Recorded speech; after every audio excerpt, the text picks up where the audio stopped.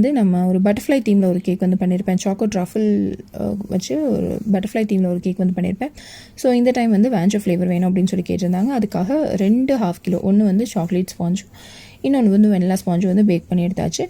So ஒரு chocolate ஒரு vanilla அந்த மாதிரி வச்சு க்ரம் கோட் பண்ணியாச்சு. ஃபில்லிங்ஸ் வந்து சாக்லேட் சிப்ஸு, அப்புறம் மில்க் மேட், அப்புறம் வந்து ஒயிட் சாக்லேட் கொடுத்து ஃபில்லிங்ஸ் வந்து முடிச்சுட்டு க்ரம் கோட் பண்ணி ஒரு 1/2 hour ஃப்ரிட்ஜில் செட் பண்ணி எடுத்தாச்சு.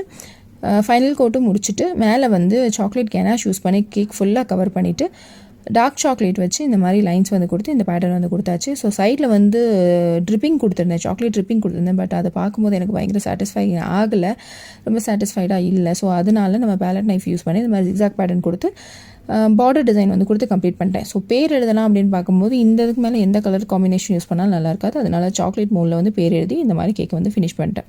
இதான் இந்த கேக்கோட ஃபைனல் லுக். ஸோ பிடிச்சிருந்துச்சு அப்படின்னா கீழே வந்து கமெண்ட் பண்ணுங்கள். நெக்ஸ்ட் வீடியோவில் பார்க்கலாம். பாய்.